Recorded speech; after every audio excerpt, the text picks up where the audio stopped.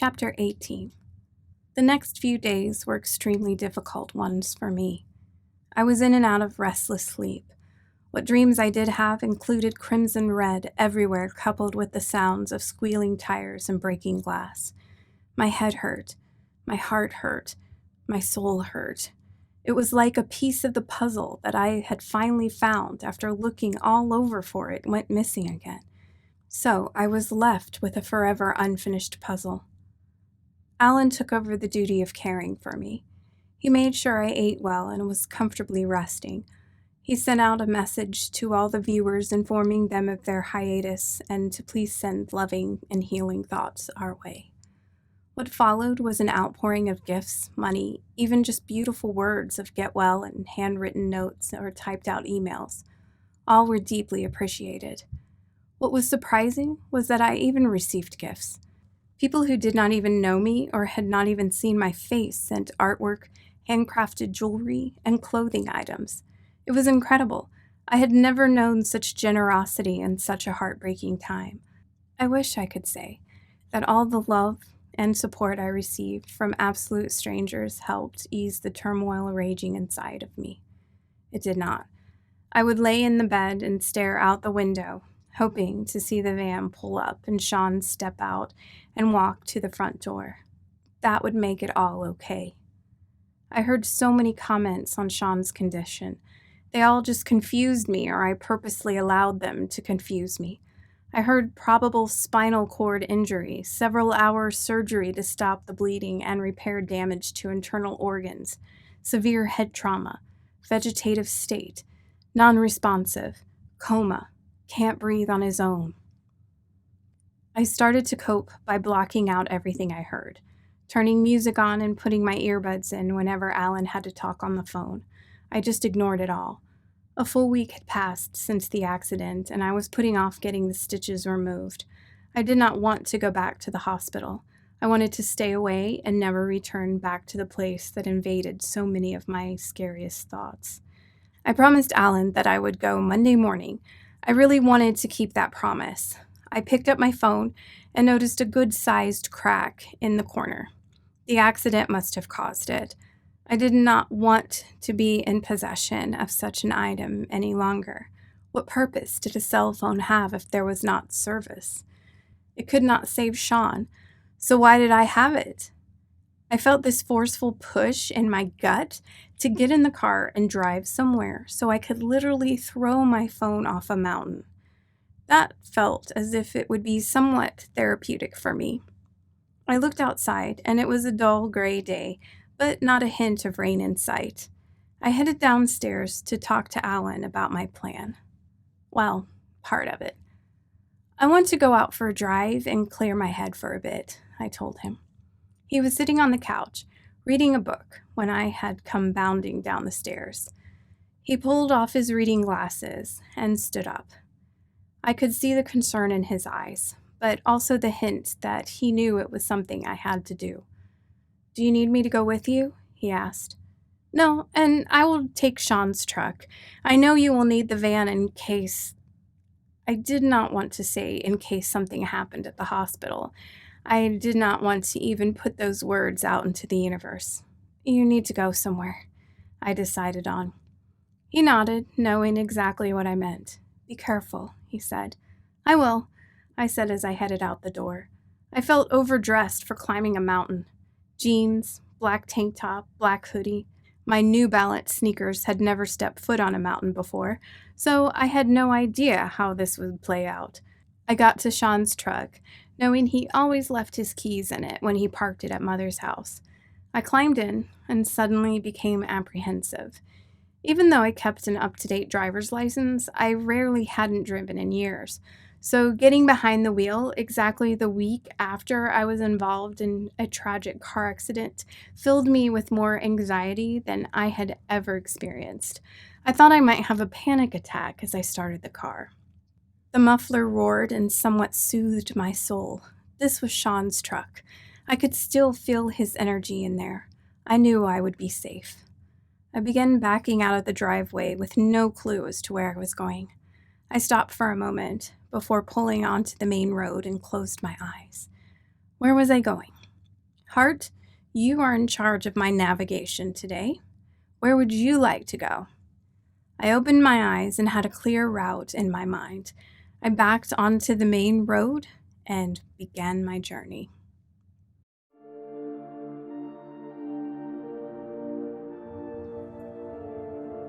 I remember the first time I held this large iPhone. My tiny hands could barely reach around the entire frame of the phone. It was monstrous, but it was the biggest. It was the best. It was the largest. It was mine. I was the first of my friends to purchase one. Lucky for me, I got a free upgrade. I remember showing it off to my friends as we ate dinner at a chic eatery before dancing all night at the club. I was the envy of everyone. You are always the first to partake of the latest trends, Charlotte mused as I had my head down, busy exploring my new toy. That's because I'm informed, I said without looking up. I wish I had time to be that informed, Charlotte sighed. I took this as an insult, that I did not do anything with my life. I don't have the time, Charlotte. Other people take the time for me. Martin ordered this for me, I explained. I felt the eye roll from her. Well, you are still lucky.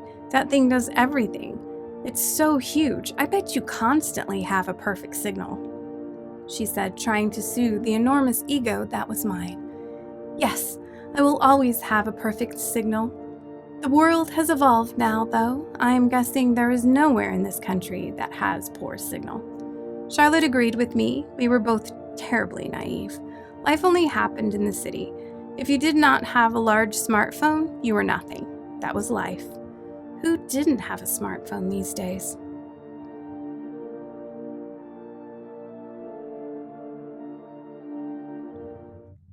I found myself at the top of a mountain, balancing on the edge of a lookout. I drove an hour to get onto the trail that led throughout the Blue Ridge Parkway. I guess I should have packed a lunch or at least eaten before I left. I was getting pretty hungry. But there I stood with this monstrosity of a phone resting in my hands, looking down at the world below.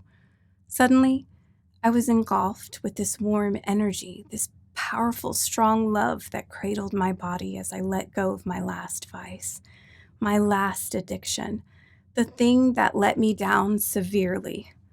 I pulled my hand back and threw as hard as I could. I watched my white and rose gold phone bounce off rocks, crack, and glass splinter before I lost sight of it. I always thought it was customary to keep those blasted things on you at all times and not throw them off mountains, but what do I know about anything?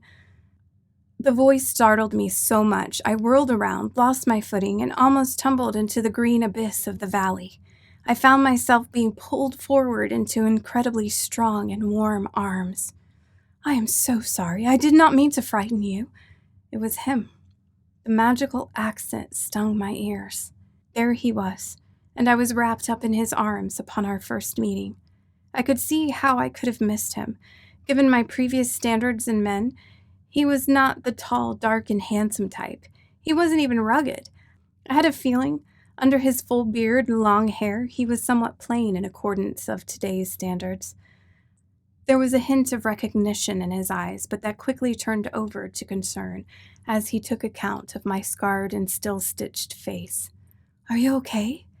I had yet to speak at this point, but I did not want him to let me go. I needed his warmth. I needed his touch. Yes, I said, suddenly becoming self-conscious of my appearance. Stitches and yellow bruises do not make a good first impression. I'm Finley, he said, still holding me close to him. Cat, I managed to breathe out. Well, lovely cat, tell me what brought you to discard your phone in such a manner. I was having a hard time concentrating. This moment was the moment I had been preparing for this whole time, and yet the timing could not have been worse. Sean was in the hospital, clinging to life, and I was in the arms of my soulmate. The deal was, Sean was supposed to be here helping me. I can't do this without him. He promised he would be here no matter what. I pulled from his embrace and faced the overlook from a safer distance. This was not how it was supposed to be at all. I am on a journey, I started, not knowing exactly where to begin. I love journeys. I'm on one myself. What do you hope to find on your journey? He asked me. I did not know quite how to answer that question. I was looking for spiritual awakening.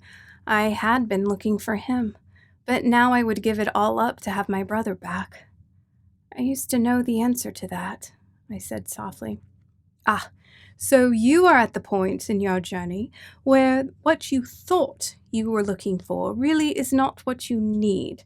Sure, it is important, but there is something else you need more, he said thoughtfully. Yes, exactly, I said in almost a whisper. Sometimes bad things happen to steer us in the right direction and equip us with the tools we need to continue on, he told me. But I just wish I would have died. Everything would be better if I weren't here. I started to cry. This man was a complete stranger, and yet he wasn't. I felt that I could release whatever was on my heart to him and trust him implicitly with it. He stood behind me and spoke softly to my back. You are here at this moment for a reason. Why would you want to die? He asked me. Slowly, I recalled my tragic tale, my awakening, my family, the accident. Finley took it all in as I reached a point in my story where all I could do was break down. I am not strong enough to endure this life, I said, crumbling to the ground, head in hands. Oh yes, my dear, you are. Otherwise you wouldn't be alive to live it. He sank down next to me on the cold, rocky terrain. I cried it out for a moment with him next to me. He reached over and put a loving arm around me and pulled me to him. Oh, beautiful cat. Soon this will all make sense. Until then, feel these things with all your heart. He rocked side to side in a gentle, swinging motion as he comforted me. I suddenly felt like a child being soothed by a loving parent. Slowly, I became fully blanketed by his love. We had only just met, in this physical sense, and I knew that I loved him way down to the core of my being. He was mine, and I was his. I wondered if he knew. He stopped rocking me long enough to ask if I was hungry. He was getting ready to set up camp for the night and had plenty to share. I agreed, remembering I had not eaten lunch and I had noticed it was starting to get dark. My journey had taken me far into the mountains and for longer than I thought. Everyone was probably worried about me. I felt enormous guilt, but hopefully they knew I needed to do this. I followed him over to a separate trail that made a clearer path down to the valley. He walked slowly so that I could keep up. I was starting to feel dizzy. I had not exerted myself in ages, it felt. I struggled to keep up even at his slow pace. When we arrived at the first level area, he stopped and took his massive hiking backpack from his shoulders. He pulled out a blanket first and spread it on the ground so I could sit down while he put up his tiny tent. How long have you been backpacking through here? I asked him. Since Monday. Last Friday, I finally just had enough of my surroundings. I felt this incredible sense of loss and pain. I packed a couple of changes of clothes and impulsively boarded a plane to the States. I picked here for the hiking. A bus dropped me off on the other side of the mountain, where I picked up supplies. He pointed across the valley. I have been here trying to figure out why I need to be here, he said as he hammered a stake into the ground. He looked up at me and smiled. Never been camping in my life. Until now. His eyes were dancing. I haven't either, I laughed.